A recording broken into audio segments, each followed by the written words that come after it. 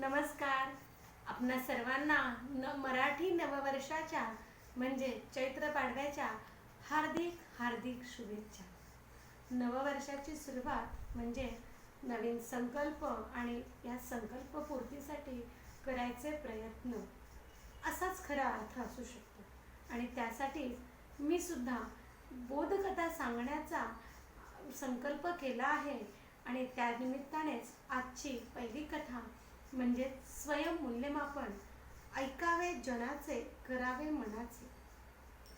मित्रांनो, आपल्याला अनेक कला अवगत असतात, आपल्याला स्वतःच्या शक्तींची जाणीवही असते, परंतु कदाचित आत्मविश्वासाच्या अभावामुळे आपण इतरांची मते जाणून घेण्याचा प्रयत्न करतो आणि इथेच खरी फसगत होते आणि आपण कदाचित स्वतःमधला आत्मविश्वास कमी करू शकतो.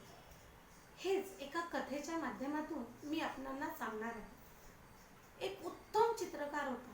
त्याला चित्रकलेची कला सुंदर पद्धतीने अवगतही होती.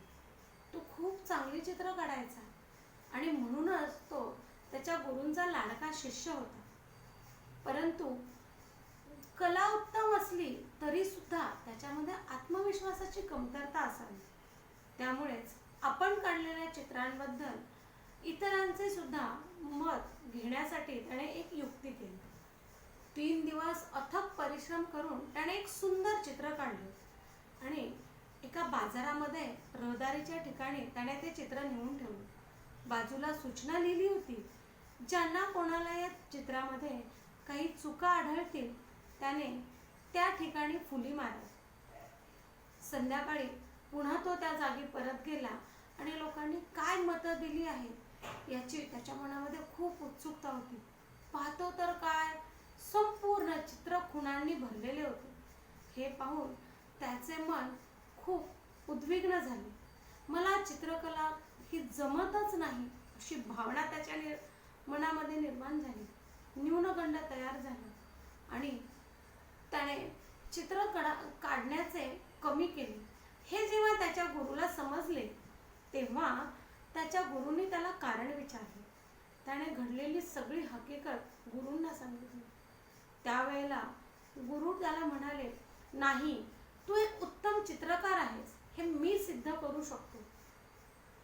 त्यासाठी तू जे चित्र त्या बाजाराच्या ठिकाणी लावले होतेस तसेच चित्र पुन्हा काढून मला दे. त्या चित्रकाराने आपल्या गुरुच्या आज्ञेप्रमाणे पुन्हा 3 दिवस अथक परिश्रम केले आणि तसेच हुबेहूब सुंदर सुबक चित्र काढले व आपल्या गुरूंना दिले. गुरूंनी ते चित्र पुन्हा त्याच जागी नेऊन ठेवले आणि बाजूला सूचनाही लिहिली की ज्यांना कोणाला या चित्रामध्ये काही चुका आढळतील त्यांनी बाजूला ठेवलेल्या कुंचल्याने आणि रंगांच्या साह्याने त्या दुरुस्त कराव्या. संध्याकाळी गुरु आणि शिष्य ते चित्र पाहण्यासाठी तेथे पोचले. पाहतात तर काय, चित्रावरती एकही खूण किंवा एकही रंगाचा ठिपका सुद्धा दिसत नव्हता.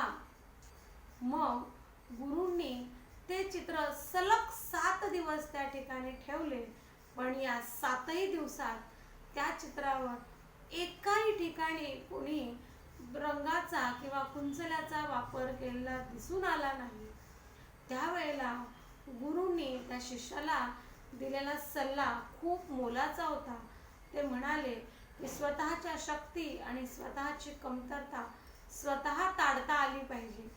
दुनियेच्या कोर्टामध्ये जर तुम्ही स्वतःला सिद्ध करण्यासाठी उभे कराल तर अनेक मतप्रवाहांमध्ये कदाचित तुमच्यामधली नवनिर्मितीची ताकद आणि उत्साह कमी होऊ शकतो आणि तुमच्यामध्ये असलेल्या मूळ ऊर्जेचा ऱ्हास होण्यास इथे सुरुवात होऊ शकते.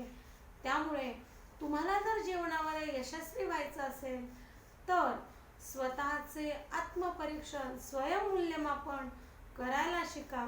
आणि त्यासाठीचा उत्तम मंत्र म्हणजे ऐकावे जनाचे करावे मनाचे. कारण आपल्या स्वतःमध्ये काय गुण आहेत आणि कोणते दोष आहेत हे आपल्या स्वतः इतकं दुसरा व्यक्ती कोणीही सांगू शकत नाही.